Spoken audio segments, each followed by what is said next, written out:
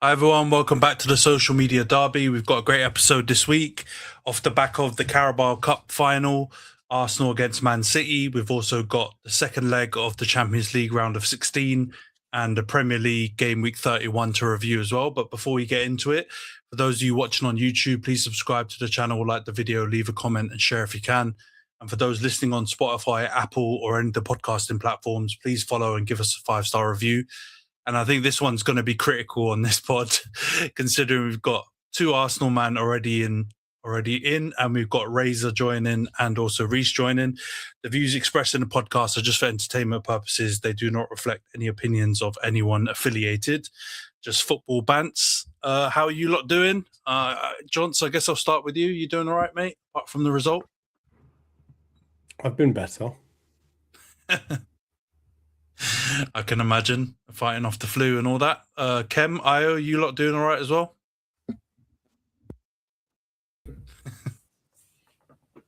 No, I second what Johnny said as well.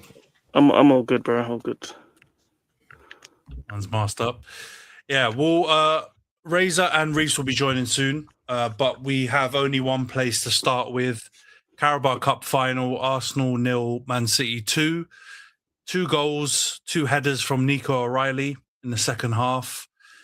Safe to say, Jonty, very disappointing result, disappointing performance. What did you make of the game? I know we should go through the Leverkusen game, but let's start with this one since it literally just happened a few hours ago. What did you make of the game? Yeah, it started out okay, like in terms of the overall watchability of it. It actually looked all right. Like there was both teams were kind of coming out and trying to play at least, and it was relatively positive for us. It looked like we were getting kind of the better of it for the first probably 20, 30 minutes. But yeah, I mean, it got worse as time went on. I think obviously the Havertz miss, well, not miss, but the save, and then with the one other thing that had like a really big effect on the game that I think maybe is probably going to be underplayed throughout all of this is the Hincapié yellow card. I feel like number one, it probably shouldn't have been a yellow card if you looked at it, but after that, I mean, he's quite a fiery player as it is. Having him on a yellow card coming up against Semenyo, and then having Bernardo kind of float onto that side as well was pretty difficult, I think, for him to deal with. So I think it kind of put him out of the game because he's quite an aggressive player. And then obviously he was getting rinsed after that. And I think obviously after half time, it was clear that one team made adjustments and one team did not. And yeah, I mean, we don't even have to talk about Kepa's mistake for the goal because he made a mistake before that as well, where he comes flying out, gives away a free kick off of what was like a really weird decision and gets a yellow card for it. If the ref had played on, we probably would have been one down there already. He gets lucky on that. Semenyo slaps it over or wide of the post, and then he decides that's not enough. We need to do more stupidity. We need to really ruin it for the team. And he does an Andre Onana, slap it into the feet of someone right there off of a pretty easy cross that he could have just caught. And then after that, it was just like they were already peppering us before that, right? They were already on top. But after that, it was just like, all right, well, this game kind of feels like it's over now. And then it was confirmed with the second goal from Nico O'Reilly. And then, I mean, I don't know how much there is to talk about after that. I mean, we can talk about, substitutions and this, that, and the other. But when you're 2-0 down in the fucking 70th minute or whatever in a Carabao Cup final, you ain't coming back from that, especially not against Pep and not against the City team. So it was kind of that was it at that point, and I don't really care what happened after that. We were never going to get back in the game. So yeah, disappointing result, disappointing match from a performance point of view. But I can't say that we deserved anything from it. We didn't. Yeah, I think that's fair. I think the Hincapié point is a fair one, but I think you could also say something similar about Kusanov, right? He got a yellow fairly early on as well. I think it was maybe 10 minutes or 5 minutes after. And he's also a very aggressive player. And that I think ultimately the performance was also an issue. Like he was able he deserved the yellow card though. No, yeah. I'm not talking about whether they deserved yellow cards or not. I'm just talking about them being in similar positions, having yellow cards in a game, both being pretty aggressive players, both having pretty difficult tasks, right? with players they were going up against, and yeah, one performed really well, one struggled after that. Io, you got anything? I will say one of them is facing Gyökeres.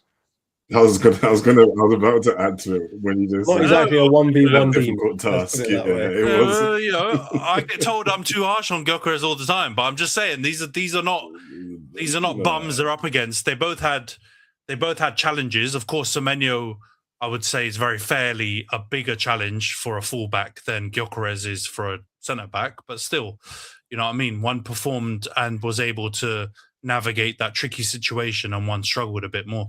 But yeah, Io, what did you make of the game, mate? Similar to John's, or you've got anything else different to add? Yeah, no, actually, it was they're definitely more aligned than I thought we'd be based off the group chat. So I'd see that I've kind of got through to him eventually. But no, I think I think we were just poor, man. It was, I think, from the 35th minute onwards, it was just disappointing. Yeah, I completely agree with Kepa. I don't know what he was doing with Doku before then. Yeah, like there was a mistake boiling. It was a matter of like if, not when type of thing. Not when, not if. And then yeah, I think just a lot of the players didn't turn up. Like Zubimendi, as I said, the stocks in them are very low.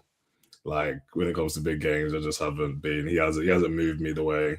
Like the pass to Havertz was good, but the fact we had like one chance, really and truly, and that's what we're going to be banking on. I think that's the biggest problem with our team in big games is that we just do enough to kind of get like one or two chances, and then if we don't get that, we just don't look like we have anything to offer. Really, I think you should have started Martinelli, especially in a game like today. Like I just think that's why we like adjustments. And if you're not going to start him, like we bring him at halftime, you don't wait. Like Trossard offered nothing the entire game, and I think he lasted to about 80th minute or 75th minute, maybe Trossard. Like that's just ridiculous in the first place.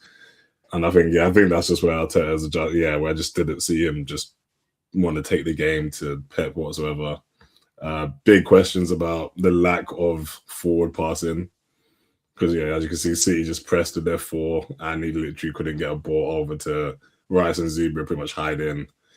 And then obviously the ball should be going to our fullbacks or to our wingers, but Kepa had no confidence to ping it out to them whatsoever. Like that's where Raya would have been a lot better. So I think, it was just a lot of things that just didn't work out well. And yeah, sadly, as an Arsenal fan, that scar tissue is real. It was to see a loss in the final. It was sad, but yeah, man, I think City are just they're inevitable. Pep in the finals is always a problem. So I think can't be too surprised how they performed, but they deserve to beat us. We didn't look good. Saka, poor game again. There's got some credit. It's concerning how bad he's been the last few weeks, if not months. And then man, it was tough. It was a tough watch. It was sad. As I said, leaving, having to walk back to Highbury and Islington, trying to cover up the Arsenal shirt was not a fun feeling. You know what I mean? It was would have loved to walk there screaming from the top of my lungs, but it's just more so sadness, and it's a feeling that I've felt many a times, unfortunately, in my lifetime. So yeah, it was sad. It wasn't good.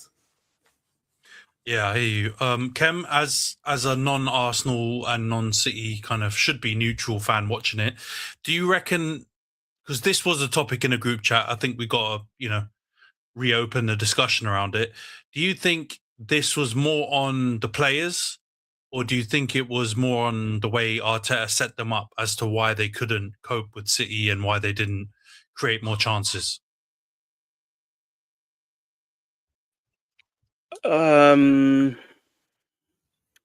Both. I'd say it goes to both. I was just rocking this because I wanted to give some familiarity to the guys. Because when they win cup finals, we all had to operate like this. So I thought I'd just bring that out just to give them something.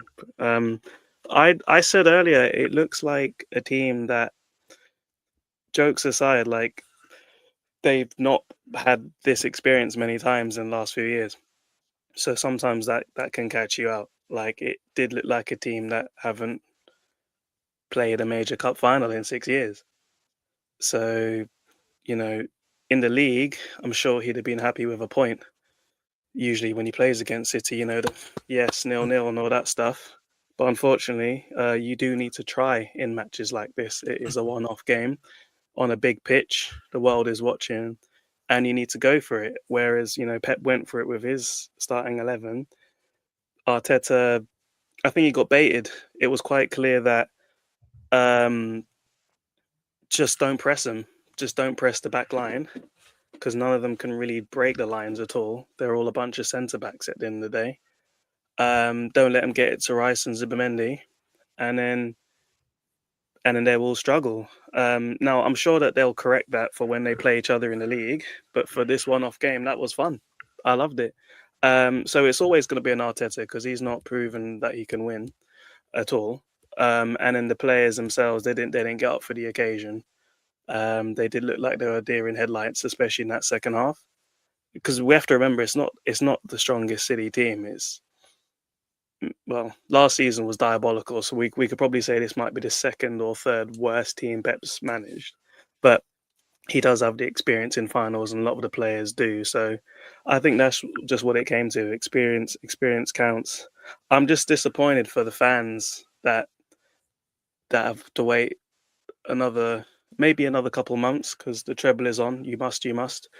But to still have to wait so long to see even a goal in the final it's got to be so demoralizing, because I thought it was 2018, but they actually beat you 3-0 in that final, so you have to go as far back as 17 just to see it last time you even got a goal in the final. So it's got to hurt, man. But maybe if they close the stadiums because the old prices are up, then you might have a chance, when they lock everyone down again. But tactically, I think the master just outclassed the student one more time, before he calls it a day and rides off into the sunset, before their charges finally come through, allegedly. But yeah, I enjoyed it. It was a fantastic hate watch.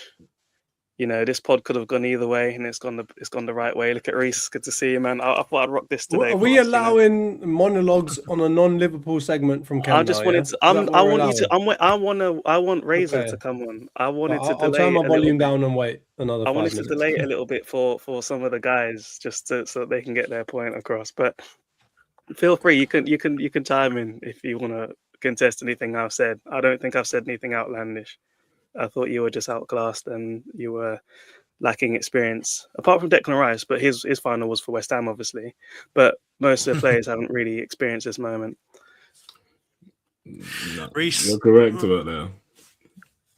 Yeah, Rhys, do you Khem turned that one question into about 7-minute answer. But Rhys, I think the question was, do you think this was on Arteta, or do you think this is the players letting him down? Or do you think, I think Khem's answer was essentially sitting on the fence, both. Do you think one was like a bigger letdown than the other? Do you think the players let them down, the team down more? Or do you think Arteta let the players down with his tactics? What do you reckon the final and the defeat boiled down to, Rhys? I wouldn't solely put it down on Arteta. I just think Arsenal didn't offer too much after the first 20 minutes going forwards. City, I think that after they soaked up a lot, I think they soaked up a bit of pressure.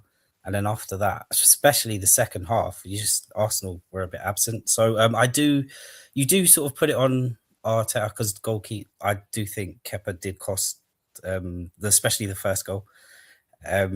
He was at fault.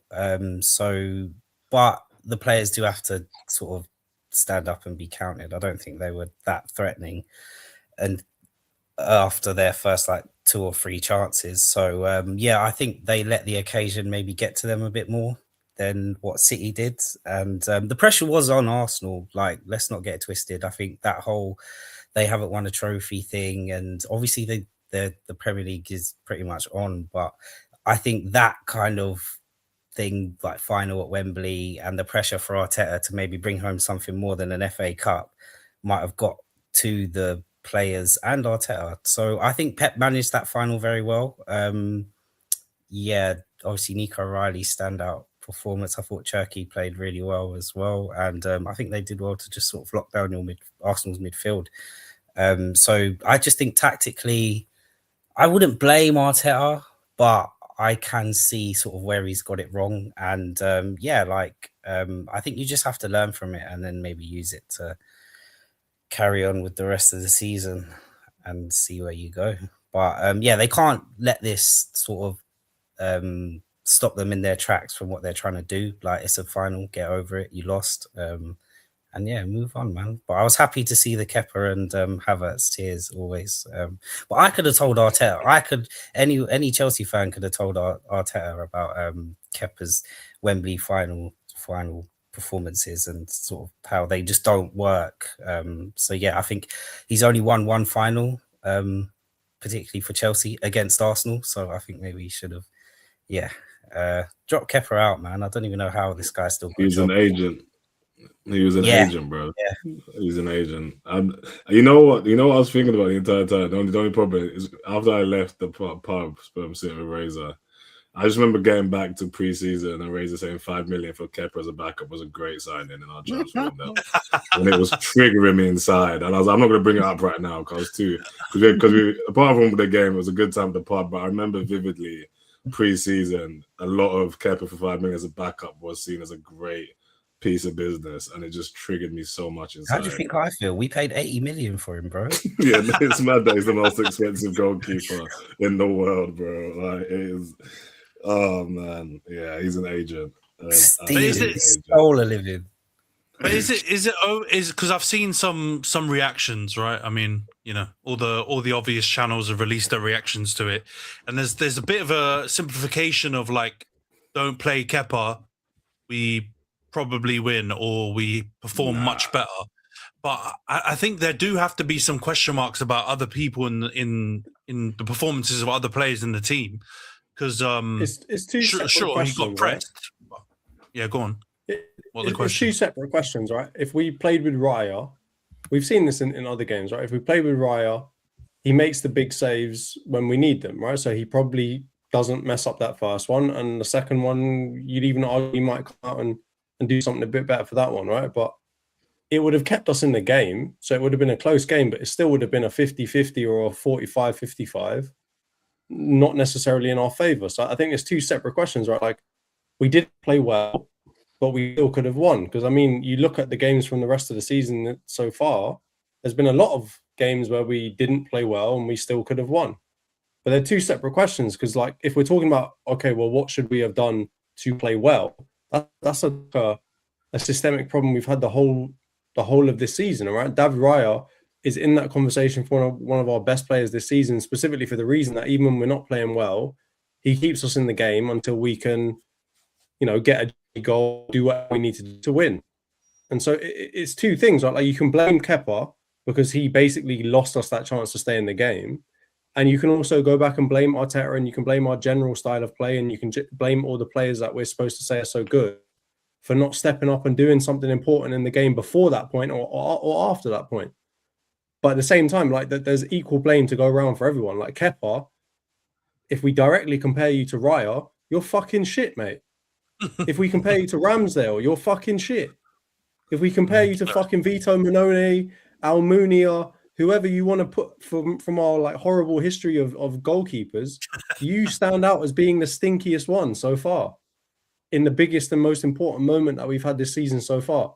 So, like, that's one separate part. And then the other part is, well, Saka, Zubimendi, where the hell were you, all of you lot, right? Like, where was Trossard?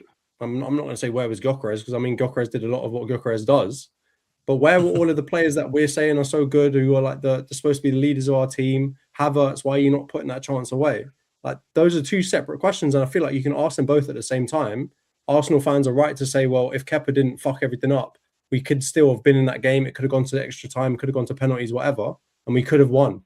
But it wouldn't have been some like crazy deserving win. It would have been one of them jammy ones that we've got, in other parts of the season so far. At the same time, why are we so bad when it comes to attacking? Like, why can't we make something or create something a bit better than that? Yeah, it's just. I mean, the thing is with I agree with you. I think if you bring in Raya, probably the first goal, that's one of Raya's strengths, coming and claiming high crosses and stuff like that. So maybe that doesn't happen, but I still think you struggle with those other elements you're talking about. When you have like a team playing like City did and do the high press like really bravely with 4 or 5 players, you then need to have the outball of playing it over the top. And Kepa did try that a few times, and none of your forward line could hold the ball. And you were constantly losing the ball and it was bouncing back. I think they would have set up differently because Kepa is not a good distributor of the ball, right? If you know that, then you know you don't have to play a certain way. And let's be honest, Gabriel and Saliba are not exactly great distributors of the ball either. They want to play it off to Zubimendi. They want to play it off to one of our right or left backs for them to kind of progress the ball in their own way. So I feel like when you set up with Kepa in goal, you're kind of limiting yourself to play a certain way. And that is what it essentially became, which was fucking hoofball from the first minute. If you play David Raya, maybe you get some of those fast breaks that we look at. We're always talking about Raya. Like, sometimes you need to settle down, bro, because he'll get the ball off of like them attacking us, and then he'll come out and just throw it and launch it to someone, and we'll be like, yo, relax the ball a little bit and calm down. But that is exactly maybe the thing that would have actually made a difference in this game, right? We could have pressed, or we could have broken on them a bit more effectively than we did if we had someone like that in goal. So I'm not going to say like it's the most crucial part of our style, but if you look at Kepa and Raya, they're different goalkeepers. And when you look at the way that we play and how important Raya is to that structure, you can understand why, well, by playing Kepa in that position, knowing what he can and cannot do, you've kind of relegated us to do a certain type of football, which was clearly not fucking working at all. Yeah, no, I agree with that, but I think that it's not solely down to him, because when you have a team, my point is not really around Kepa, around what I was trying to say, which is when you have someone doing an aggressive high press on you, playing the ball over the top is one of the most effective ways to break the press. And it wasn't solely down to his distribution being shocking. The players in the attacking third were not holding the ball up. They didn't win any of their duels, or very few of their duels. And if they didn't win the duel, they very rarely won the second balls. Right? So the ball just kept coming back constantly. We rarely do. I don't know how much you watch us, but we rarely do. And there was a large part of that game where they didn't press us, where they just said, well, actually, you can have the ball and try what you want. And there's like screenshots going around of them just staying off of us. And that's why I say, again, of our like back 4 or 5, Raya is usually actually the best one on the ball out of all of them in terms of being able to distribute the ball where he wants to. And had he actually been on the ball, maybe they would have pressed us high and we would have been able to break on them. But there was large parts of that game where they just said, you know what, you can have the ball because I know what you're going to do. You're just going to launch it and no one's going to win the second ball. And that was the only thing that I was going to say, like with Havertz, the only good thing about starting him is that actually he was one player that could potentially try and do that, right? He got a couple of flick-ons here and there, but we were never winning that second ball. No, yeah. I mean, he was flicking it onto one player or another player sometimes, but there were no one was going after it afterwards, right? He flicked it onto Trossard, and then Trossard's got fucking lead in his shoes and just hammers it into fucking nowhere. They were all I think the thing with Raya, if he does play though, is that he can ping it out to the fullbacks. Like Kepa just refused to do that. There was amount of times, like literally, Ben White or Hincapié would just be standing there. Like Raya would absolutely ping it and just put it straight to their chest or right into their foot. Like Kepa's refusal to he could only hoof it up to the top to Gyökeres or Havertz. That was his distribution over the top to break the press. So that's why I see we're happy with that, because yeah, as you said, we didn't win the second balls, we barely won the first header, so it's never going to work. So that's why they could just have that 4 just in front of us. And yeah, Gabriel and Saliba on the ball aren't pretty. And then yeah, Rice and Zubi were non-existent, to be fair for me. But I think in terms of like back to your question, I think in terms of blame for me, I'm going 50% Arteta and then 50% distributed to the rest of the team. Just because obviously. So basically the same way that you usually distribute the blame then, yeah? No. Because the thing for me is like he can see it, man. Like you can see how that game was going. Like you have to make that adjustment. As I said, like from 40th minute, like you had to, as you said, with the Hincapié yellow card, completely changed the way he was going to play. He completely changed the way he started playing football. He completely became so hesitant. He couldn't get too tight on Semenyo. Him going forward basically became like he was offering nothing. It's like just switch that, get rid of it. And then you could see the press that they had on us. You had to figure that out some way. Like you can have people saying, "Oh, you don't take the risk." We had to try something. We had to try something different. We had no ideas that entire second half, and then to not bring any subs on to about the 75th minute when the game was not going our way whatsoever. Like, I just think that's poor management. And then obviously the players have to do their job as well. And obviously when they came on, nobody did pretty much anything. Even the Calafiori came on and he hit the post, had a header that could have scored as well. So it's just like if they came earlier, you could have put a bit more pressure on to City, but it just did not work. And that's why I was like, the lack of adjustments was just alarming to me for him to just watch that and be happy watching that. And I guess just hoping that we get a lucky chance or a lucky break. But then obviously, him putting Kepa in goal as well, that's come back to bite him to bite him in the backside. Pause. And just decisions like that. And I think that's where he's the manager. The other thing that really kills me about all of this, right, is when we came out for the second half, right, they were just dominating the ball, right? Like they were just piling on the pressure over and over again. And it seemed like every single time we got a chance to slow the ball down and to play it around the back and actually have some composure, we just hoofed it long. One of the main players that I was really upset that he played in this way is what I'm expecting from Zubimendi is that he's going to come and kind of sit in the middle of the back two, get the ball off of them, and then try and spray it out to either the left back, the right back, or Rice making some sort of run in the middle, or maybe the 10 comes short.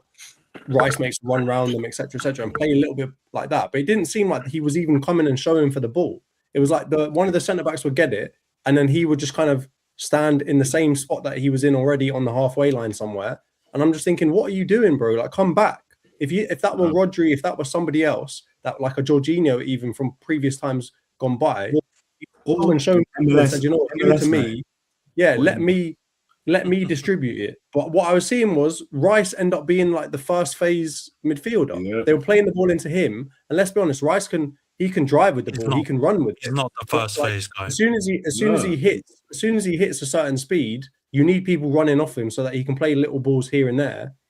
But it wasn't happening. And then ended up being just like Zubimendi was like a passenger, kind of like running forward and then running backwards and then running forward and then running backwards to try and support these runs from other people. But he wasn't ever getting on the ball and doing anything with it himself. And that's why, first half, we had to take one of those fucking chances, man. Even there was one where it was a half chance, don't get me wrong. But the one where Saka cuts in, he takes one too many touches and then ends up having to play it backwards. I'm just like, bro, someone's got to do something special here because we're not going to win this game. If we keep playing like this, we're going to leave it up to the margins. And let's be honest, on a man-for-man basis, their attack is better than ours. You saw Cherki doing kick-ups. You saw fucking Semenyo rinsing Hincapié. They've got a better attack than us. And if we just want to take it down to a shootout, we're going to fucking lose. If we have to take it down to even relying on a goalkeeper, we're going to fucking lose. Because apparently James Trafford is even better than Kepa, despite his 80 million price tag. James Trafford, he's crying in the changing rooms because he can't get on the pitch. Even he is showing Kepa what levels are. And he's fucking 22, bro.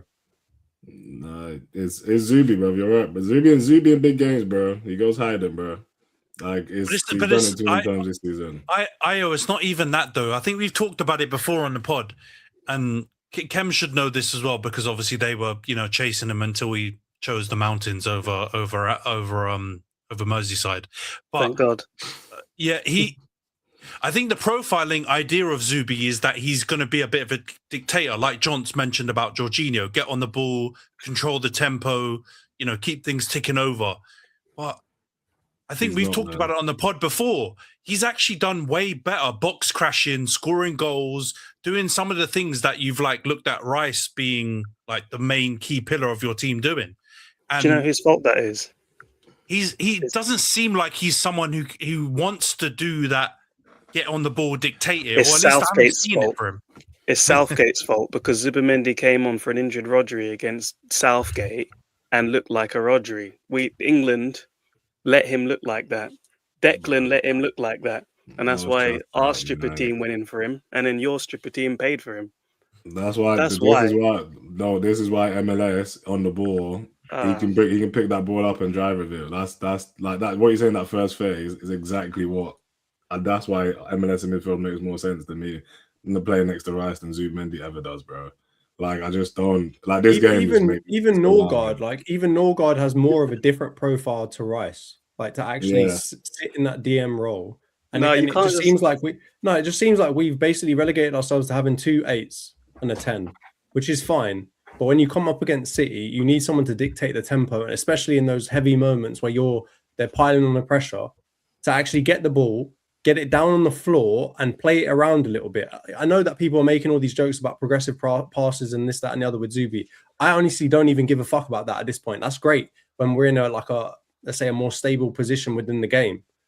But when we're like under the cosh, I need someone that's technical on the ball, that's going to come and show for it, take it off of Saliba and Gabriel, who are not the most comfortable centre-backs on the ball, and actually dictate and say, you know what, you lot just stay where you are. I'm going to run the play. I need a quarterback that's going to do that. And he's not showing that in the right moments. Like he has shown that in other games before, but I'm not trying to see these other profiles. Just choose one fucking profile and get really good at it and just do that, please. I don't need you to do 15 different profiles. And, this is where the Arteta part comes into it. It's like overthinking of it, like how we're going to play. I don't need that. Like even starting Havertz in a 10, that's an experimental thing that we've done a couple of times so far this season. It has looked promising at times, but we've never played it in a big game like this before. Right? I know that they've probably had a couple of games where we said, oh, it looks nice between like Havertz and Gyökeres. They look like they link up a bit better. And maybe that was what was shown in the first 10, 15 minutes. But after that, it was like, well, this doesn't feel like it's a tried and tested method for us to be doing this in a fucking Carabao Cup final against the second or the other best team in this league.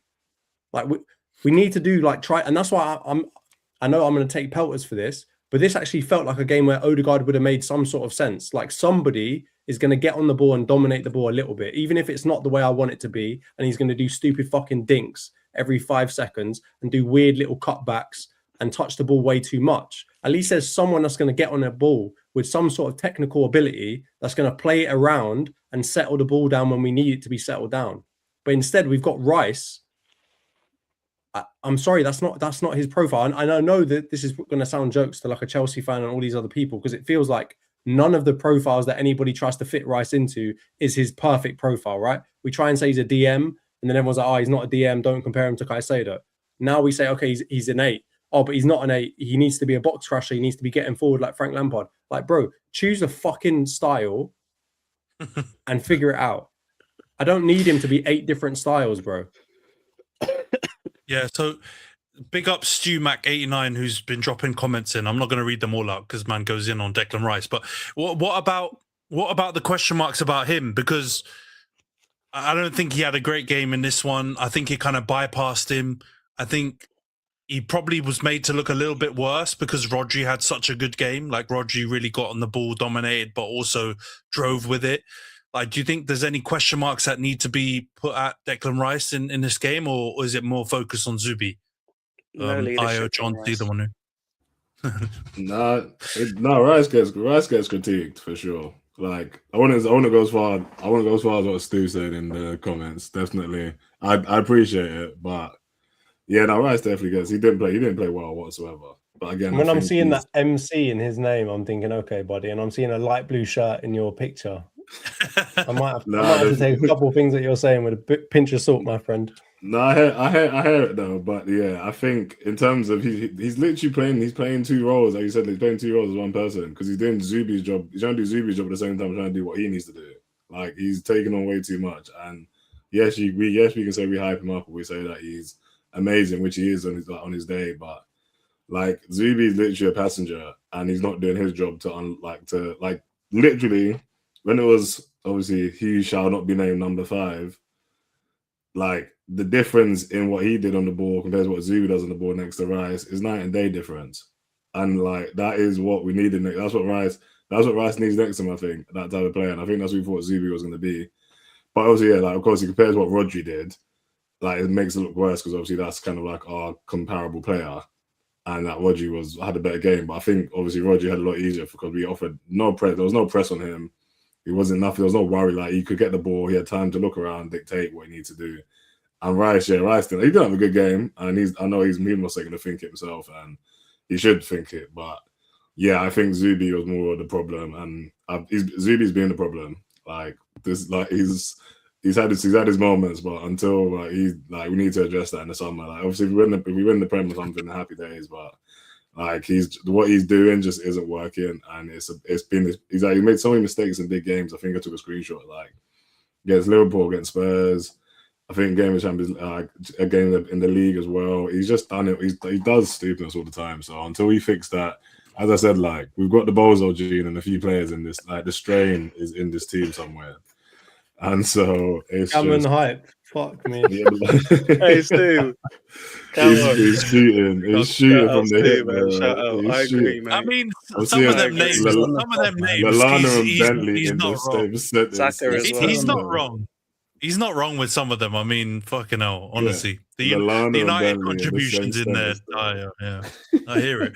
I don't know if Rice. I mean, I don't know if Rice has quite forced himself into this gammon category that you're talking about, Stu. But I hear it. I think I don't think he had a good game at all. And I think the thing is with and I agree with you, as well, that like Zubi's creative side and getting on the ball was what kind of I think was more of a problem in this game. But yeah, Rodri was just both of those players in one. And I think that's the problem, right? He was able to do what Rice was doing on the ball, like in terms of driving and putting out fires, but then he was also able to dictate. I mean, both the goals that get scored, Rodri plays a big part. Like he does a crossfield ping for the first goal, and I know it's a goalie mistake, but he's involved, so he's passing and moving. And then the second goal, he does a really nice little reverse pass into Nunes, who had a great game at right back as well, who then puts in a great cross. So I guess it's just that stardust that City had, who we've kind of written off this season because they've had a bit of a difficult season, that rose to the fore. Cherki, Rodri.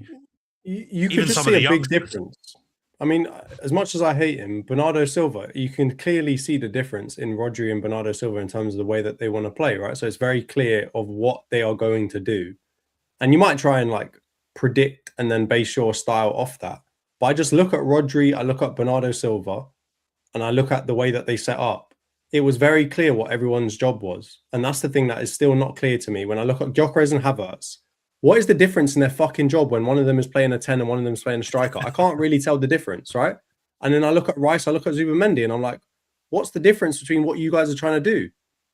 Like, you're actually just both trying to do the exact same thing. It doesn't make any sense to me. So that's where I'm just like, well, okay, if push comes to shove, which one of the two of you is getting on the fucking ball? Right? If we're down or if we're under the cosh, which one of you is going to get on the ball and dominate and play the ball around and dictate tempo? It's not clear to me. And that's the biggest problem. Why are we trying to create a fucking a team of robots that are all just perfectly interchangeable for each other? Do you think that is Arteta's creation though? Or because I mean, if you think about it, Zubi was definitely bought to be what you've just described, right? He wasn't bought to do exactly what Rice has been doing, or kind of, players are box crashinate. Even if you look at Havertz, he was signed to be like Cam was his position, right? To play in the 10. He hasn't been doing that. He's been moved around. But like, do you think it's Arteta trying to force these guys to play a certain way? Or do you think that they are that's like their natural instinct? They want to play the way that they are currently playing in this team? Like, I guess that's the only question I would ask. And if so, if Arteta is forcing them into that position, then I have to sway over to Io's side on blaming him more, because it makes no sense. Like, why would you sign them as one profile and then move them into another? Well, I think the big thing is that, like, I don't think he wants too much individuality. Right? I don't think that he wants players to do what they might be good at if it doesn't fit the system of what he's trying to create. Right. So, for example, it's the same criticism that we put on Pep before as well, right? Like with Grealish, with a lot of players that they've had previously. And a lot of people, I think, were saying the same thing about Cherki when he first went there, in the summer.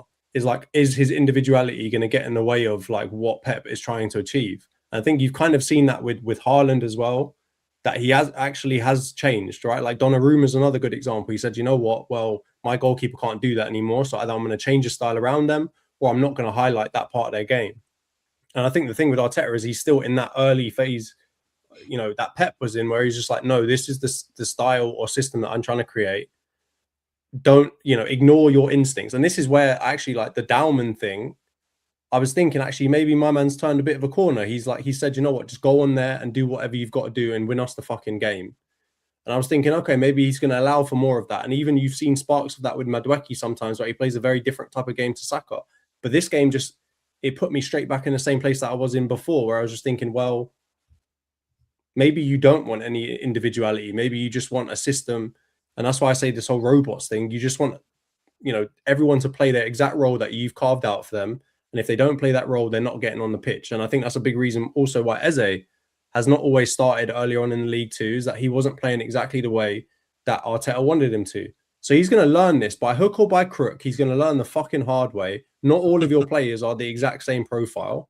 And you're going to have to allow for some sort of flexibility to allow them to do what they've got to do. And if you haven't learned that from Eze, if you haven't learned it from Dowman, if you haven't learned it from some of the players that we've already had that have shown that this season, I don't know what it's going to take for you to fucking learn it. But learn it quickly, man. But this is why literally everything you just said has been what I have been saying for too many years. And this is exactly why Ethan's not. Added, yes. No, it's not. This is exactly what I've always said about the individuality thing. And this is why the young boys were a breath of fresh air, because they haven't been coached. They weren't being coached to not be themselves anymore. Like that's why when they came to the team, they were just able to just play freely. Like last year, you saw it with Ethan, you saw it with MLS. Like they were young, they were free, they didn't have to worry about the system. And then you can see it now with, like, obviously Diamond's a lot younger, but he comes on, he's just playing. I think because he's just playing football. Like he just wants to. That's how he plays football. He's free. He's not thinking, not overthinking it.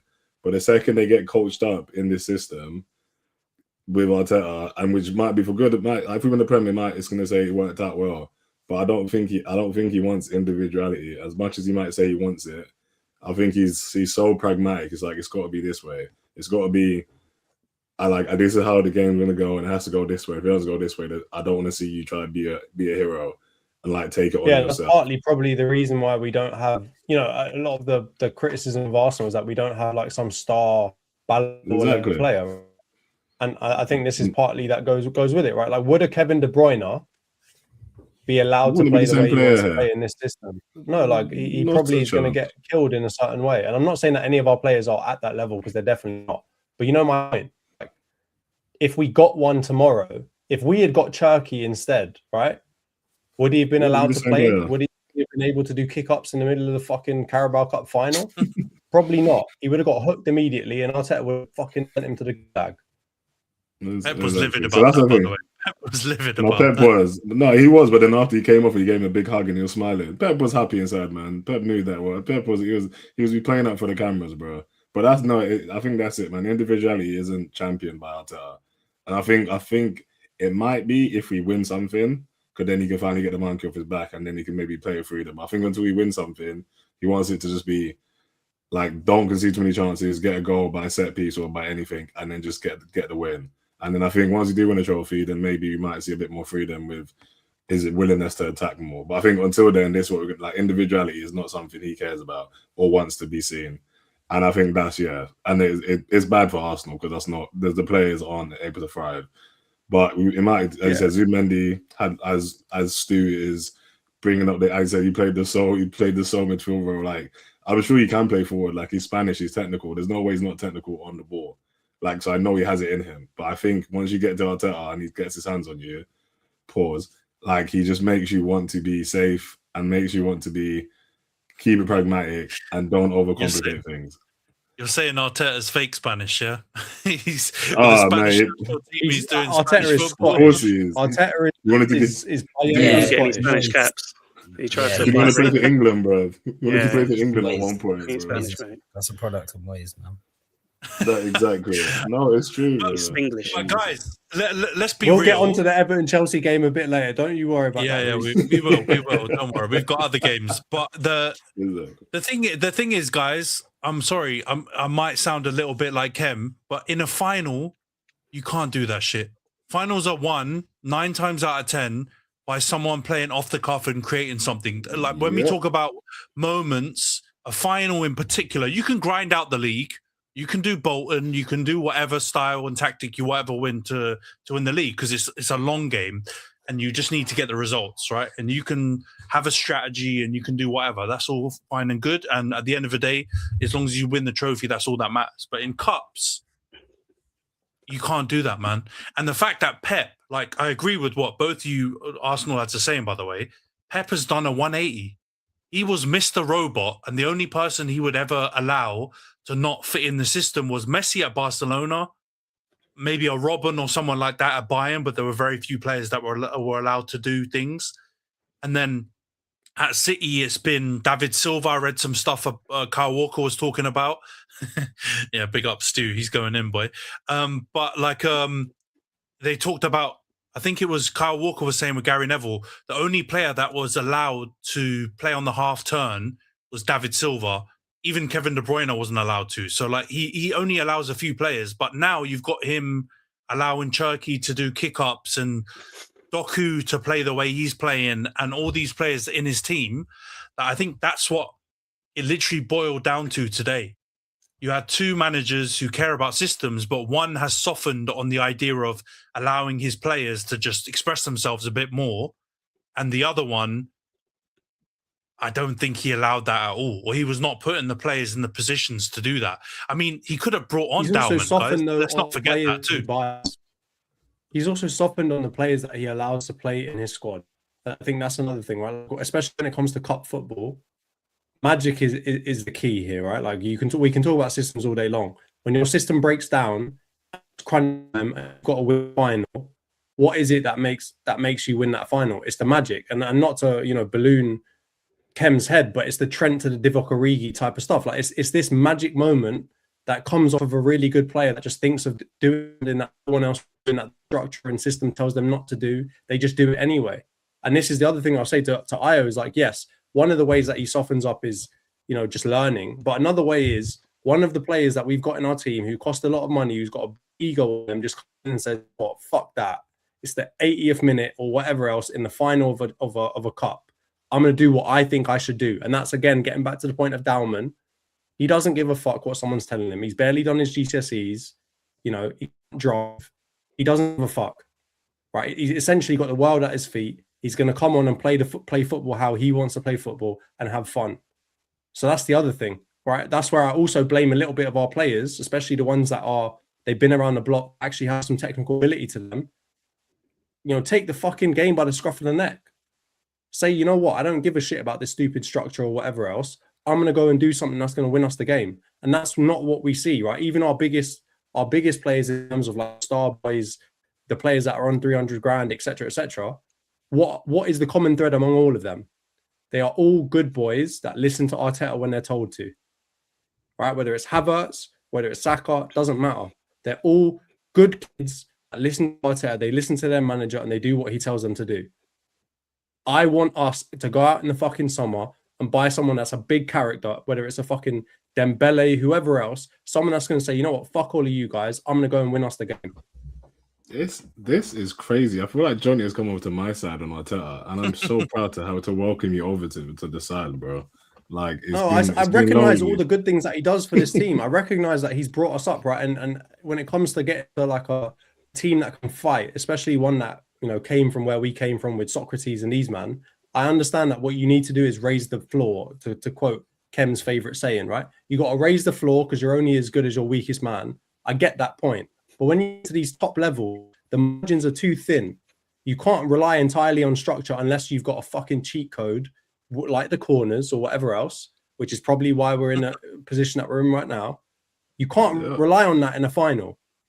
Because if that was wrong, what are you going to do? What's next? And if you don't have that individual quality in your team, those world beaters, those world-class players that no one's going to chat to that are Ballon d'Or level, you can't do anything when your structure breaks down. And that showed today. Our structure did not work. Our normal system did not work. And we didn't have the magic to go and do something with the game. So is Starboy now a supernova then? Is he not the guy to do that? No, I'll come out and say it, right? Bad year, man. He's had a bad year. But I'll even come out and say it. He's never shown us in his time so far that he's going to go out there and score 4 goals in a game. And this is where when people compare him versus Foden and Palmer, the one thing that I always give to the other players is they have got that moment where at their very best, they look at and say, but they are nowhere near as consistent. They're nowhere near as consistent as him over a long period of time. Right. And so that's why I say Saka is always going to be one of our top 3 players. And I'm happy with that because you need players like that can be consistent. But at the same time, he should be the ceiling of our team. We need like genuine world-class people that can get to like that 10 out of 10 level. I'm sorry, you're never going to see Saka hit a 10 out of 10 level in a game. He's never going to get a foot mob score of 10 out of 10. Never going to get a over score of 10 out of 10. He's going to get 8.5s, 9s. He's going to get even some slightly higher every now and then. Are also available. Yeah, exactly. Opta, who are lying about long throws and this and that. No, we'll give equal opportunities to all these, man. This is beautiful, man. But also, man, you lost to City. It's not like you lost to like someone that you should definitely beat, innit? Like you lost to the next best team in the league, so I guess you can have that. I think it's just experience, man. I think that's the big one. The manager, the subs, you've already said it. He took too long to make some changes. I'm surprised seeing Cappier came out in the second half, and maybe one of the midfielders. Or we could have just told someone to just stay man to Rodri. Just stuff like that. You kind of think he could do. He didn't do. And that's where you fell short. Khem, the thing is, right, like that's why it's a bit of a chicken and the egg thing, right? And because Jonty's right, like at the same time, Arteta can be blamed for not empowering the players or kind of doing some weird reverse psychology thing on them to try and get them to try and break the rules that he sets up in the system. But ultimately, it's down to the players to just say, you know what, in this game state, what the manager said is not working. Like, I think Roy Keane and all those old boys club on like overlap boys say this all the time. And even Henry said it bare times. Like, they didn't listen to Wenger a lot of the time. They just were like, you know what, I'm just going to do this because in the game, this opportunity's come about and I have to take it. Right. And the players that he's got in the squad, he's either ousted the ones that would tell him to do one and just did stuff off the cuff. Right. He got rid of most of those guys, or he goes out, he just goes out and buys the obedient players or the young. That's why he likes a lot of the young players, because they'll eventually listen to what he has to say. And I get it from a managerial perspective, but you need to have players that can sense that moment when to do something. And I guess that's to Stu's other point where he's talking about Pep with Bayern and Barcelona and the final thirds where the creative spark would come. Even with those guys, I'm sure you guys have seen it. Henry is talking and Eto'o have talked about how like Pep would sub them if they weren't tracking back. And the only player that was allowed to not track back and do different things was Messi at Barcelona. So it's one of those things you just got to sense it. And unfortunately, Arsenal didn't sense it today. And City's players did. And they took it by the scruff of the neck and they went out and won that game. And Arsenal, whether it's empowering the players to do that more or getting other players, I don't know. Time will tell. Yeah, that's the thing. Like, I need to see us buy a Yaya Toure level player. I need to see us buy a Silva level player. When I see that, then I will trust that, you know, these men can break those rules and do what they need to do. And I think Stu's made a great point. Liverpool, United, Chelsea, Arsenal, we haven't gone out and signed, you know, good. We've signed good players, don't get me wrong, and really top of the class, like the next, you know, say the number one draft pick type of player, right? We've signed some of those. But then they're at a stage of their career where they are somewhat impressionable to become what you want them to become. But when do we go out and buy Mbappe? When do we go out and buy players like that? The last one I can think of is literally Haaland, who'd probably be in that category where you'd say, actually, well, if you bought any near Haaland in the 18-yard box, he's probably going to score, right? And he's not going to listen to whatever your fucking structure is. He's going to hammer it low and to the right and score. And that's the problem that I see, is like, everyone talks about the amount of money that's going on in the Premier League. That's fine. We haven't got the, you know, 200 million pound player that someone's bought. We haven't got literally the Ballon d'Or winning player. I don't think that. When was the last time we did that? Can you remember the last time an R9 Mbappe type player came to the Premier League? Stu also did mention the £1 billion though. We've spent £1 billion. Don't get me wrong. I'm not going to dispute that. But when we look at the players that we've signed on it, none of them have been the Mbappe, right? The closest thing we've got is literally Rhys, right? And he would be the English level Mbappe in terms of like gammon hype, and you're going to overpay for him and this, that, and the other. But when we done that? when have Liverpool done that? Liverpool got the closest thing to that in terms of maybe Wirtz, because he was highly touted by other players. But even then, he's still at that impressionable level from my point of view, where he's that number one draft pick type of thing. And over time, he might get it trained out of him from playing in a hyper physical league. But yeah, like, I need to see us also buy those types of players. It's not just the question, and I agree with you. We need to have those players that will take the game by the scruff of the neck. But at this point in time, I don't want Havertz to try to do that, because he will fuck it up.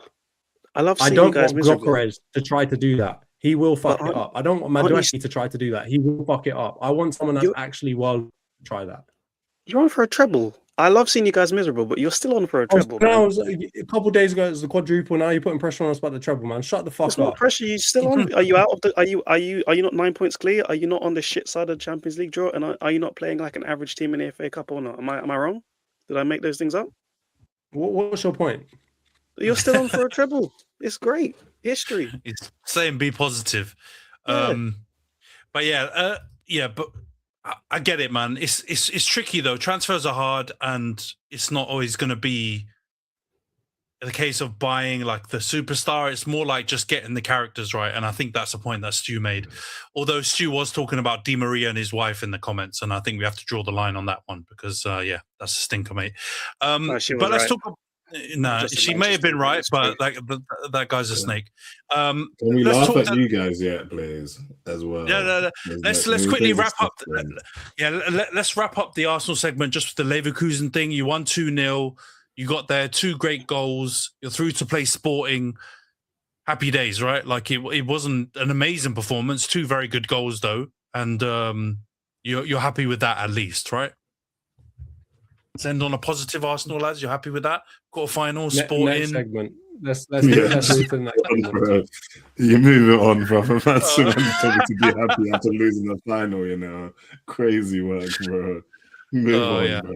I appreciate the effort. No. Carabao Cup. If you guys had won, it would have been probably a little bit more chat about it. But I get it. It's hard times. All right, let's move on to the Liverpool segment then, guys. 4-0 win at Galatasaray.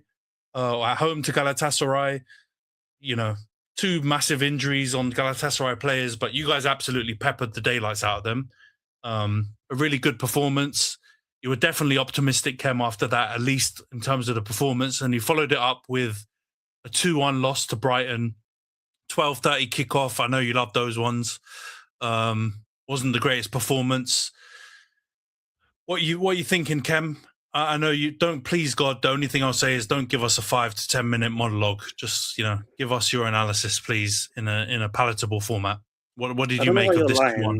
Lying saying I was optimistic, because the only thing I was doing was making fun of you for saying like we're still in these cups. Like, haha, you're at 40 games and you've got 2 matches until April or some shit. But very well, even on the last pod, I was trying to change my score because I was thinking we're gonna fuck this up. So don't even bullshit the damn audience. Stevie's a liar, just so you know. But Galatasaray are crap. Like, they're just absolutely awful. They spent most of the game rolling around on the floor, trying to waste time. Dickheads, you're losing the tie. You need all the time in the match. Why are you on the floor? Osimhen, just go off, bro. Your hand's broken, man. Like, what are you doing? Like, just go off. I'm sorry that you want to battle through, but why didn't you show that fight for your country? I was going to say AFCON, but I'll leave that one alone. But like with the other guy, well, I guess you kind of wish you would have showed that battle in it, and then maybe they still would have given it to Morocco anyway. No matter what happened, they'd have given it to Morocco. And your 10 losses this season. Focus on your 10 losses. Yeah, that's the thing. That's our 10th L. I don't remember the last time that's happened. I don't even know. Have I ever seen that before? Probably with 10 losses. Come on, 14 points after 31 games, bro. Remember where you're at. It's atrocious. Right, it's absolutely atrocious. So it's the same as it's every day. We just check the announcements, see if he's gonna get sacked, and he doesn't. So all the Galatasaray win has done is just prepare us to get absolutely battered by who have we got next? I didn't even check. All right, PSG, good. Well, there you go. That man has been talking about PSG in nearly every press conference for the last year, man. I know you guys won't tune in, but unfortunately I have to hear it. And this whole thing about, that's how football should be played and time wasn't wasted and it was pure football. Dude, the time again wouldn't have been wasted because it was fucking 1-1 in the second leg going extra time. The teams will try to win the game. They're not going to waste time in that match. If PSG were 4-0 up, you'll see them pissing about. And because of that match, he's now forgotten how to, I don't know, win ugly, have a set piece coach, all those other things that have obviously shown themselves this season. The fitness levels of the team are terrible as well. James Milner is 40 years old and he's outrunning 3 of our midfielders in their mid 20s, mid 20s, early 20s. Like it's just god awful. He's the same coach that said he wants a small squad because he doesn't trust the youth players or the rotation pieces, but now he's crying about not having any depth and missing 1 or 2 players that he wouldn't have played. So nothing changes, man. All it's done is just prepare us to get spanked. So yeah, I will say ha, and we're still in the cups, but realistically, our next match in one cup is PSG, and our next match in the other one That's is what Man I said City. to you. Yeah, That's but what I'm I still said to going to you. say, I don't care. We're still in it to win it, man. You're a crap team. You can't flaunt participation when you're about to get smoked in the other Well, 2 Ten cups Hag, that you're in, and you're Ten losing to Hag done it. Brighton. Ten Hag got it done, and even you know, You're yeah, ball Amram even manager made in a Ten Hag. final. Amram made a final, so you never know, right? But realistically, it's probably not going to happen. maybe if the cup game was at Anfield, but it's not. So yeah, I'm not overly impressed by the win because Galatasaray are shite. It was a good performance. Good for Salah to get his 50th. I'll take that. But other than that, I've nothing to really celebrate because they just follow it up with the same nonsense. And they could well beat PSG in the first leg and then we'll stink it up in the next game. It's just the same bad dream that's been going on for this whole season. I just need Netflix to cancel this show. That is Liverpool. It's 25-26 season. Monologue done. No, we need it continued. We need it renewed for another season, and we need to keep it going, like Patrice Evra said. But that Brighton game, first of all, they absolutely blazed the shit out of you. Like I didn't quite realize it at the time because I wasn't watching live, but when I watched it back afterwards and the highlights even, they absolutely peppered the daylights out of you. And like you said, with the amount of pensioners that they had dotted around the pitch, the fact that they were able to absolutely batter you like that, boy, oh boy. Konate as well, disaster class. Virgil again, not doing well. They weren't great. Anonymous, shocking, mate. But do you know what? Because you love this part, 2 of their goals probably shouldn't have been given because I've seen Arsenal given a free kick for the same push that Konate had. He just didn't fall on the floor like a damn lunatic, Gabriel style. And then the other one you even said was offside. So technically, maybe we got shafted, and it was 12:30. But realistically, the team, they just got awful. I don't care anymore. That's the thing with most of the fans now. Like we don't care because I don't know if I didn't watch it live and you didn't. I don't know if Ayo, Jonty or Rhys did. If you did watch it live, you wasted 90 minutes of your life. But it would have been boring at some point. I'm going to assume the first 45 minutes, 60 minutes were boring, and that's the problem as well. Like there are genuinely better things to do than watch Liverpool right now, win, lose or draw. They're just not even fun. I watched it back, and it was very good viewing. Yeah, you'll enjoy the result because they done it in, but the match itself is just poor quality. And considering the players that are available to him still, it's just diabolical scenes left, right, and center, man. Like I need a departure, but it's realistically going to be in the summer. So yeah, roll on the summer. Rhys, obviously you guys are going up against Chelsea as well as myself and my team for the top 5 or top 4 or 6 or whatever it ends up being for Champions League. I mean, I know your team are absolutely mudded as well, but surely seeing Liverpool struggle against Brighton, and I mean, I think their last 3 Premier League games, they haven't got wins in, they've got draws and defeats in there. Does that give you a bit of hope that you can still kind of find your way into the top 5? Because it wasn't a good performance for them. Bro, we've conceded 12 goals in 4 games. Hope where? Tell me where it is. Tell me where you find this hope. I'm going to go get Liverpool it now. might be shitter than you. That's what I'm saying. Hope just might be that they might just be shitter than you. That's the hope that I think you got to hold on to. Yeah. I mean, if Liverpool can do us a favour, I'm here.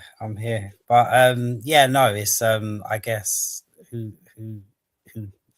who is worst at wanting. I don't know. Yeah, Hey. but yeah, I mean, yeah, the more Liverpool lose, I mean, we're not exactly likely to win, but I'll take it for now. They're still within distance, I suppose, but yeah, Arne Slot versus Liam Rossini.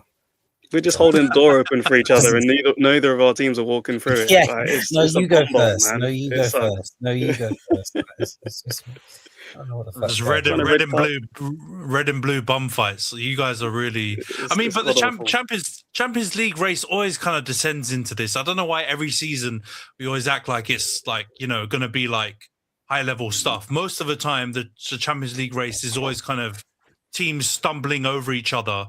And then, you know, the team that doesn't F it up the most ends up getting the last spot. And this season's no different, right?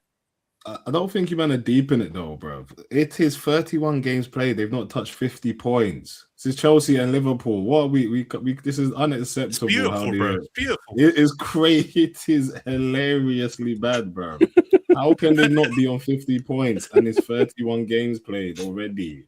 What are defending we doing champions, here? defending champions. Defending champions. That's right, baby. Champions. We've seen. They said champions of Europe. Another. This is. It's okay. We can. The thing is, we can tolerate this because we know our team will turn it around. Your teams are the ones that have been lacking for a while. You're over there, and you're 13 years now, Prem, and you lot are 22. I don't know. I'm running out.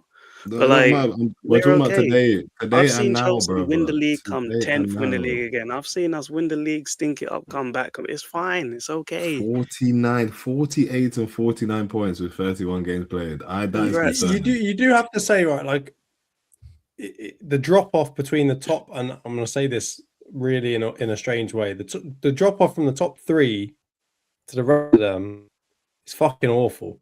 Right, like the amount of losses that 4th down to fucking 10th has is about the same. Like Liverpool have lost 10 games already this season. I don't mean this as a slight. Like it is fucking woeful at difference between that, let's say 4th to 7th to the rest of the mid-table teams. Like it really has been basically like 2-3 seasons. Two, 3 teams have gone to the absolute top. Everyone else is just a fucking bomb fight in the middle.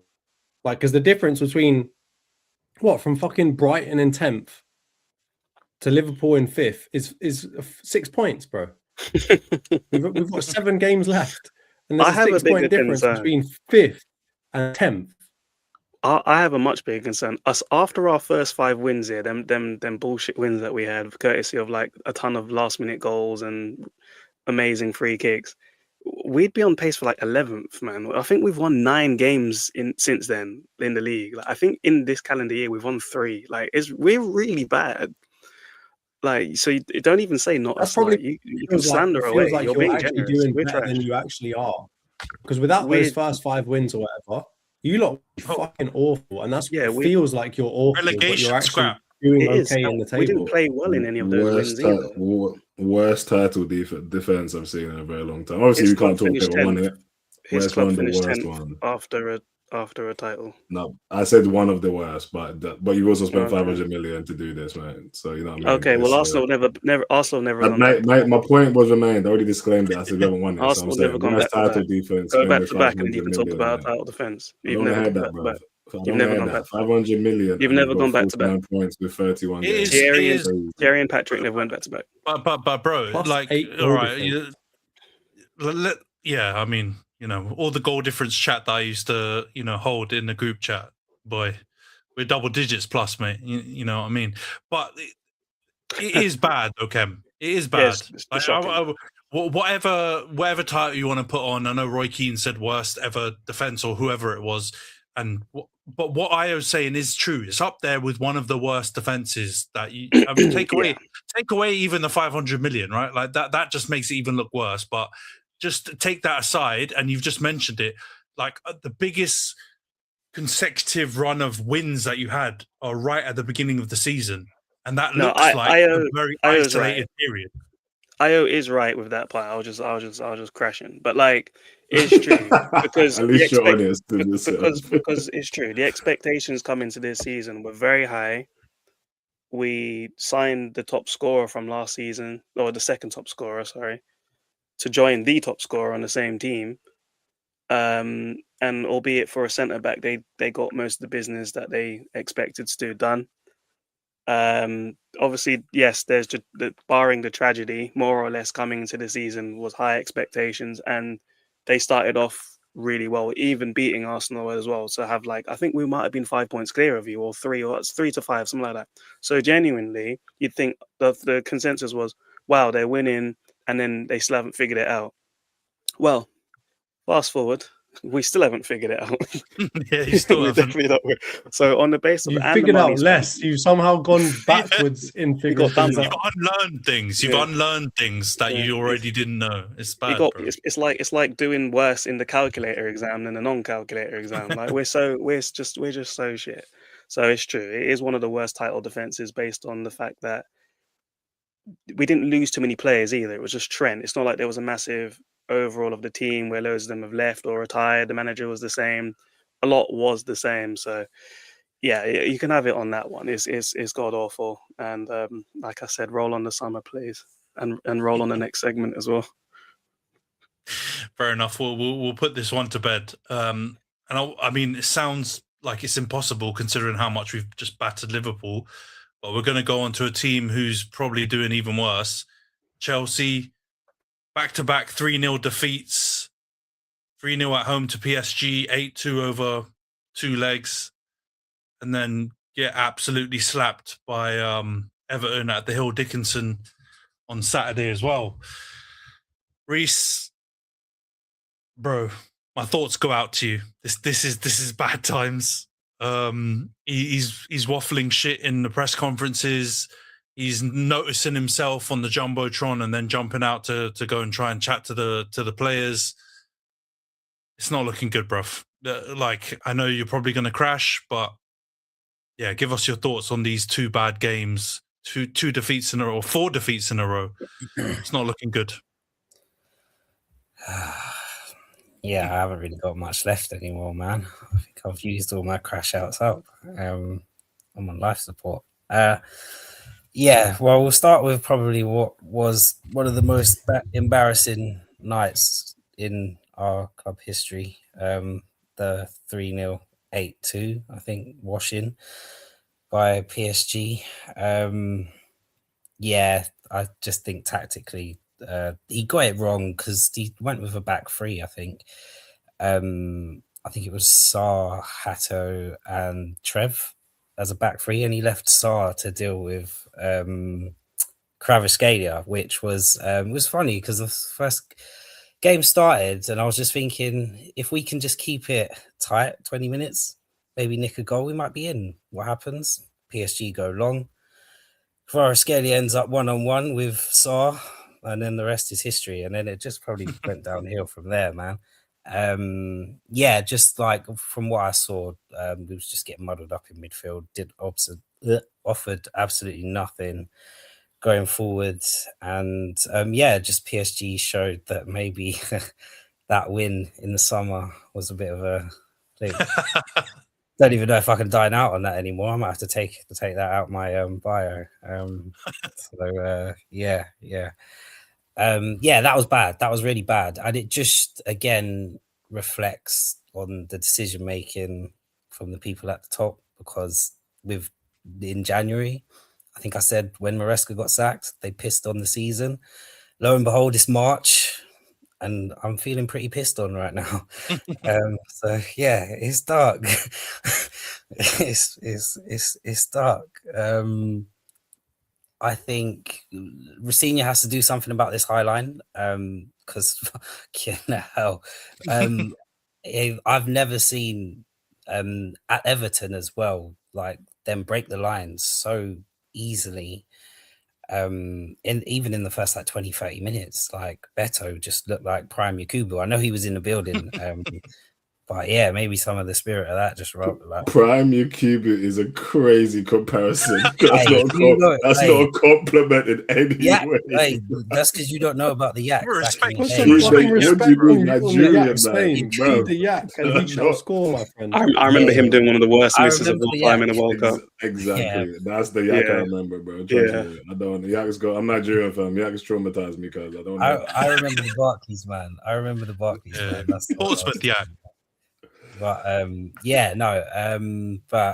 Yeah, the high line was just getting exposed all in the Everton game as well. We just looked awful. I think tactically he didn't really have much of an idea against Everton either. I think we had a couple of set pieces and Enzo had a chance. But yeah, it's just the second goal Everton scored as well. I don't know what the hell Sanchez was doing in goal. Yeah, it's just so poor. Like if you look at the squad, I was just thinking about it and how have we actually made ourselves worse from last year than this year? If you look at some of the players we had, Sancho, I mean, I'd take him any day over Gittins and Garnacho. João Felix, yeah, the 40 million, I don't know where that went.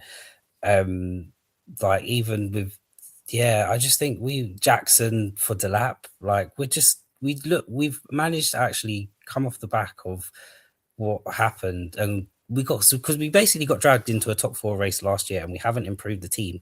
In fact, we're just going to finish worse than where we was. So it's just another indictment of this project and this whole thing not working. So there's no point crashing out because it's not really going to change anything. Like if they sack Rosenior at the end of the day, you have to look at the people that put him in charge, and then are they really gonna turn around and in the first like 2-3 months of it going bad and say, oh yeah, we made a mistake, we're going to get rid of him? It's just not going to happen at the end of the day. I give him till December before we see Gary O'Neill in the dugout next season at Chelsea.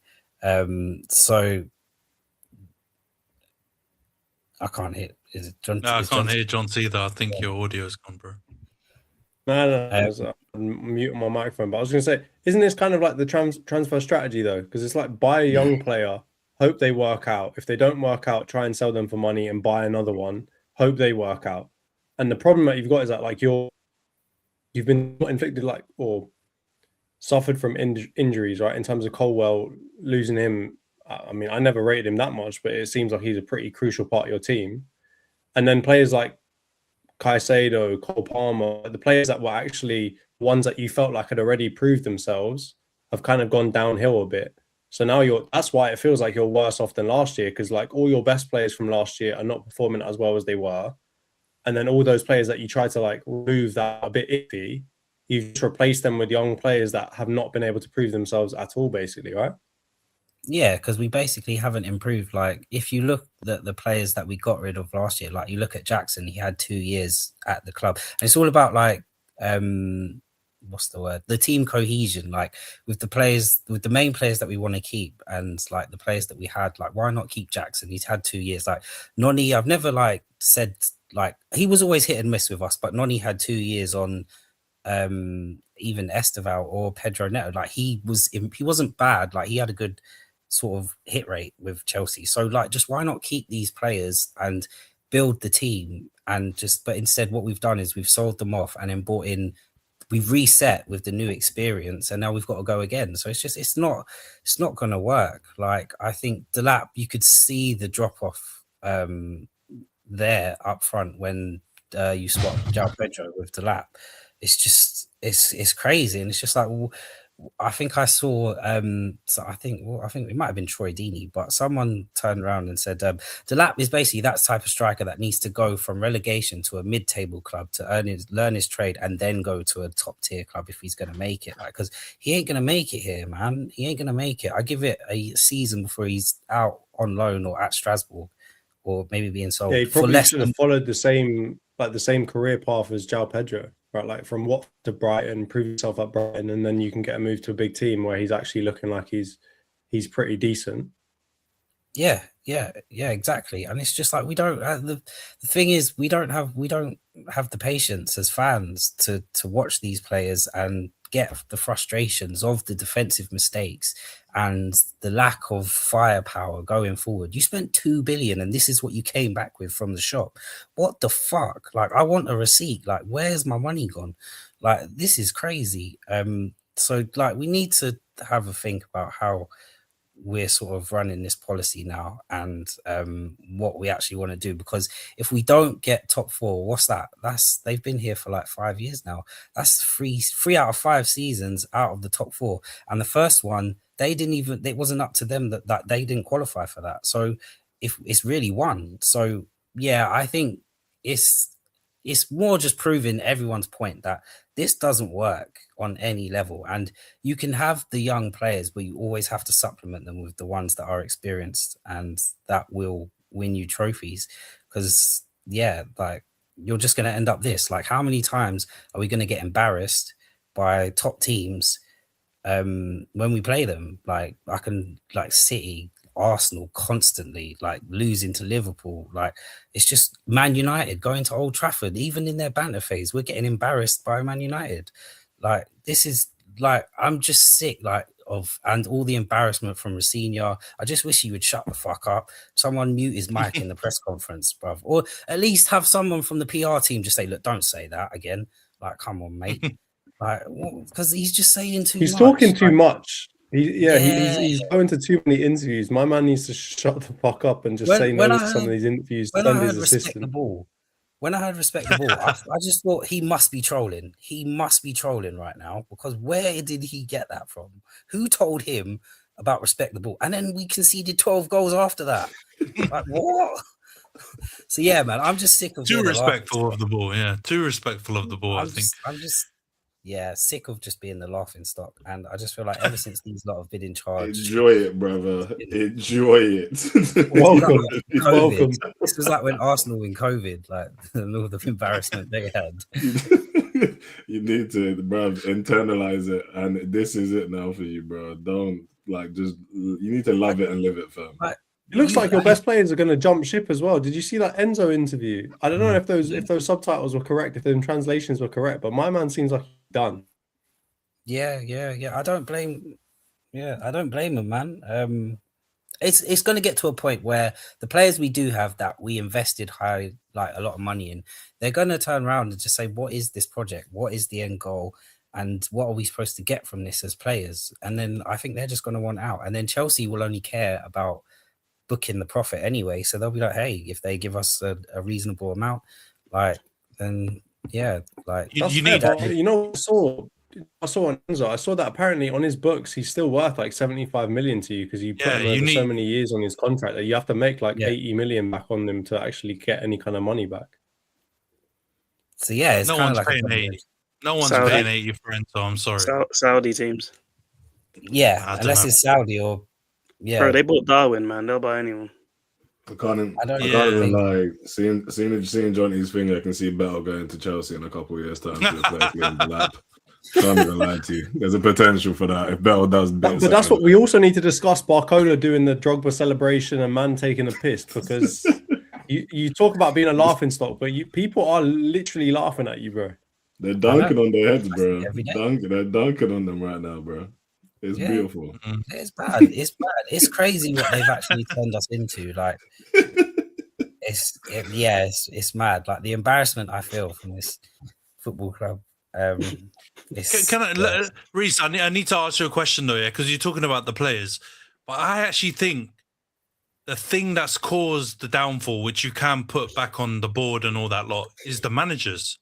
You've gone from having Tuchel, even Pochettino, to Maresca, and now Rafinha. Don't forget Potter. Oh yeah, Potter in between as well. If you had Tuchel and Pochettino, those two managers, I don't know what you man agree or not. Maybe I'm smoking something, but I reckon they could get more out of the players than obviously Rafinha and probably also Maresca. I think Pochettino and Tuchel, even though I know you've got some bad players in there or some young players, I reckon they could do better. So 100%. Is it the case but that of goes just against getting their a general good transfer strategy, though? Yeah, but that's their transfer. They only want young managers. They don't want managers that talk back. Yeah, exactly. No one is gonna like Poch. said couldn't work under this board, like, and he walked away. One of the nicest guys in football that worked under Daniel Levy couldn't work with this board. They had Thomas Tuchel, a Champions League winner, turned us from fucking nothing. Well, not nothing, but yeah, from where we was at the time, turned us into Champions League winners within 6 months. Like, got rid of him because they knew he wouldn't be able to accept this regime and how it would work. Graham Potter, they thought they were someone that they could fling players on, and it didn't work. Yeah, and it's just downhill from there. Maresca asked for a centre back and got kicked out 6 months later after bringing home 2 trophies in his first year. But yeah, those are the ones, like, I feel like not so much Poch, but Maresca and Tuchel were probably the 2 that they fumbled. But no manager worth their salt is gonna come and pick up this team because it's run from the top down by obviously the board of directors, Joe Shields and Kinetic, apparently. So yeah, it's a dark time. I think the more it's just like, yeah, like I said, like, as much as I want us to win, if we don't win, then it's just going to prove the point that they're obviously making the wrong decisions at the top level. So let it continue, as much as I don't want to be laughed at. Yeah, man, it's going to be rough for a while, but yeah, we'll move on from Chelsea. Wait, and can we'll I say one? Can I say one thing? I think Chelsea right now is a great example of why Moneyball in football doesn't work if you're a big team, right? Because I've seen all these clips of Egbali come talk about how, you know, you don't actually need to have such a big wage structure. You don't need to have, or you don't need to spend in a certain way, etc., right? But this is the exact point that you just made on Jackson, yeah? When you're building a team up from essentially what they took it to be was shit at the end, right? You need to keep some players in their core years, in their prime years, right? Knowing that when you keep them for that long, when you come out the back of it, you're not going to have a great value of them, right? And this is the big thing with Madueke, with Palmer, with Jackson, with all these players that you're talking about that they got rid of that you could actually really use at this point in time. It's a great example of where they basically just said, you know what, this is probably the last time we'll be able to get good money from them in terms of a contract. Let's get them out now while we've actually got some value and like some residual value in them so we can actually make some money on them. But this is the exact reason why it doesn't work, because if you're building up to become a title challenging team or to become like one of the team in England, there's like a transition period where you need to keep some of those players, and you're going to need to keep them through their prime years to help out your young players and to coach them, to teach them. I'm not saying that Jackson's a great example because he's just teaching double for everyone all the time. But, you know, you need to keep some of these players that actually teach the rest of them how to be good professionals. And that's why I don't think like this whole Brighton strategy as a big team will never work. And they need to realize that really quickly, because as soon as I saw that Barley saying that, oh, actually, you don't need to run a big wage bill in order to become a good team. That's like one of the few stats in football that which actually seems to be relatively indisputable, in that the best teams tend to be the ones that run the highest wage bill over the longest amount of time.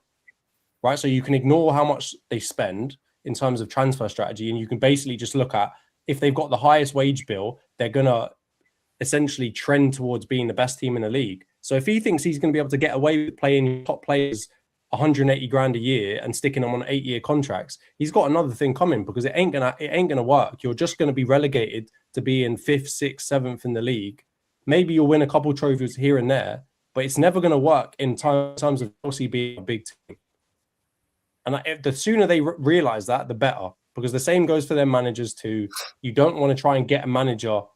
I mean, like, you can't sell managers, right? Maybe you're going to look for some sort of, you know, if you're Benfica, you're going to look for some sort of compensation after your good manager goes to another team. But you don't want to be a fucking feeder club to the good teams, right? You actually want to be a good team and go out there and command some of these players or these managers, and then use them up while they're in their prime. Yeah, you're just trying to keep residual value in everyone. It's not going to work. Yeah, I agree, man. I couldn't agree more, especially after witnessing this model myself. And what the funny thing is like, for the money we've spent, we could have come back with a decent team, like, and probably spent less. So I think that's just why it is so laughable. And like you said, like with big teams and that. I don't think they want to be a big team. I just think they want to make some profit. So that's why we're here now. I think if we can win the trophy along the way, like you said, 100%, that's good. And if anything, it just maybe proves them right and their ego. But I think, at the end of the day, it's just money for them. Like if we win is a bonus, but as long as they can make profit on players, because then they wouldn't be disrupting the team harmony with, like you said, like with the players we had that needed experience 2 years ago, have that 2 years experience, and then you've just shipped them off. So we've got to like start again. So I think they're going to learn it doesn't work, but it's just a case of, are they going to continue? And they probably will, unless something drastic happens, like we get relegated like Spurs. Mate, if we had Spurs go down this year and you go down next year, that would be absolute madness. But I doubt that will happen. Let's move on from Chelsea now. Let's go on to United. So just one fixture to talk through. Bournemouth 2, United 2, Friday night kickoff. I don't even know when we've got an actual match on the weekend anymore. I think our next match is on Monday. We'll be just bouncing between Fridays and Mondays till the end of the season, mate.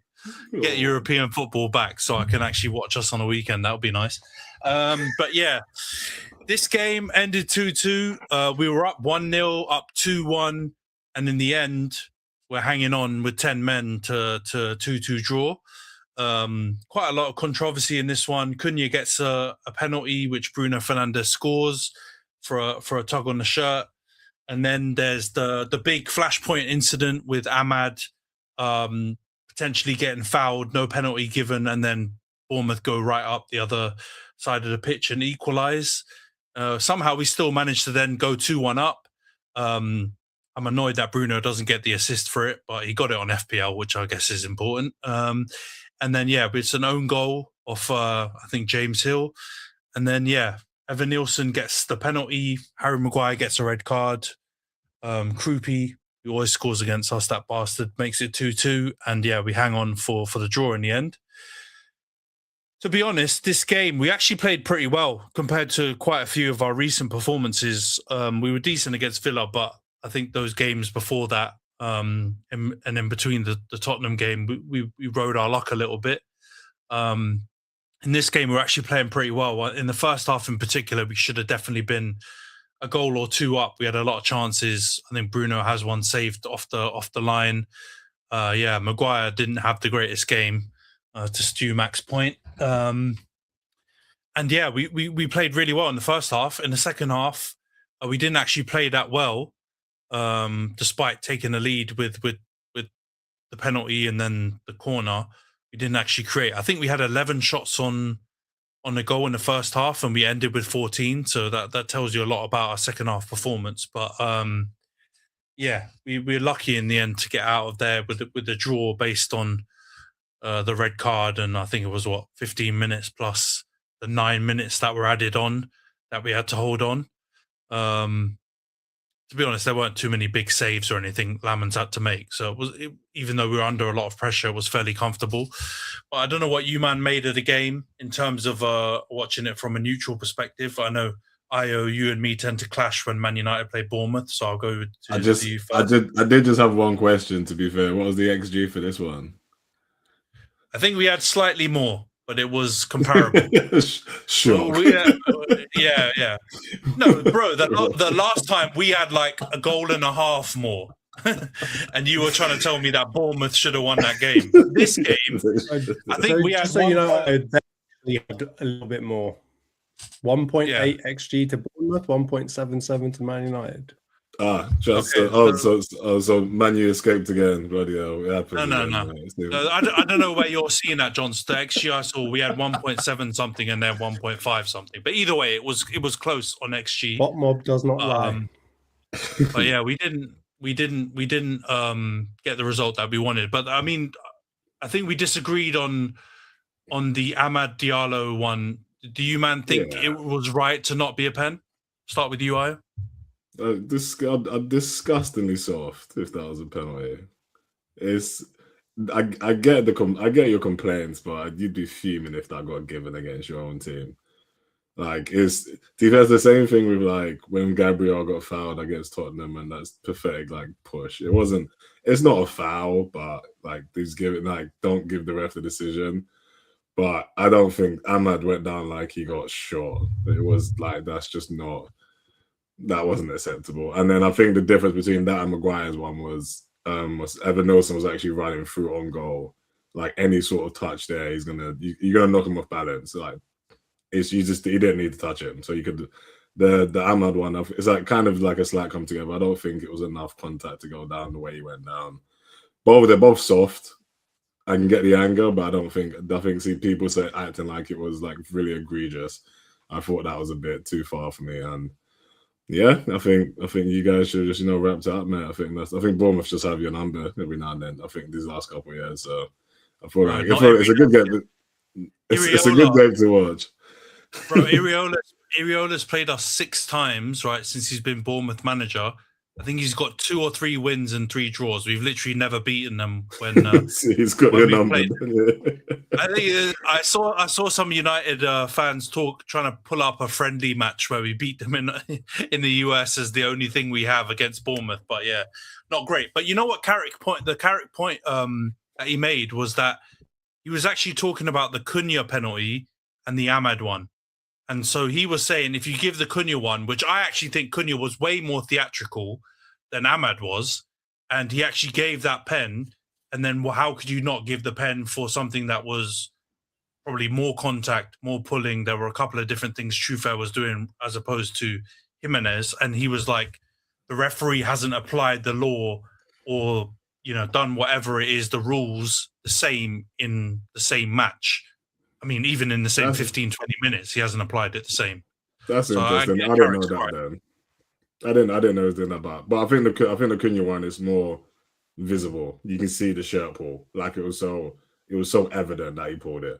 So I think that's why. But I didn't know that's what Carrick was talking about. But I guess in that regards, then I can see kind of maybe that's why you could have given it. But I still think it would have been. I think they're both soft, but I think obviously you can see Cunha's shirt getting pulled compared to the Ahmad one, where he just looks like he's looking to go down on any piece of contact. Yeah, I mean, Cunha absolutely cooked daylights out of that Jimenez on our right back. He was playing really well, to be fair. And even Ahmad had a decent game. I think he missed a couple of chances in the first half, him and Bruno, where we probably should have scored, but he was looking a lot more threatening than he had been in recent games. But yeah, man, what's it? 7 wins out of 10, 2 draws, one defeat in Carrick's time. We kind of got lucky considering Chelsea and Liverpool lost. I think the only result that went against us a bit was Villa winning, but Villa haven't been great recently, so we've still got a 1-point buffer on them. So yeah, not the worst result in the end, considering we were down to 10 men. But yeah, a long wait now until the next match. I think it's 24 days or whatever. I wouldn't be shocked if Khem's sending me messages daily, countdown until my next game, considering the useless stats he sends me directly. But yeah, Jonty, Rhys, Khem, any additional points you want to make on the United game? Obviously, it was the first game of the game week, so we all probably watched it on Friday.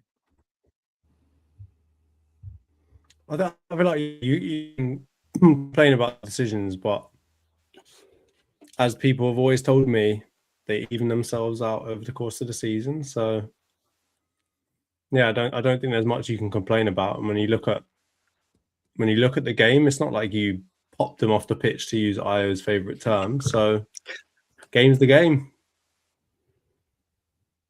Yeah, I think it was a draw in the end was probably fair based on how the second half went.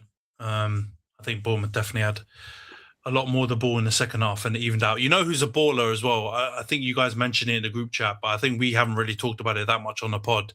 Alex Scott is a really good player, man. He was drifting around with the ball, just breezing past Casemiro, who I think had a pretty difficult match in this one, and he played really, really well. I wouldn't be shocked if he hit the bar or he hit the post as well with a crazy long shot. Yeah, he hit the bar. Bounced back off centre Lamens and went out for a corner. No, he's a really good player, man. He played really well.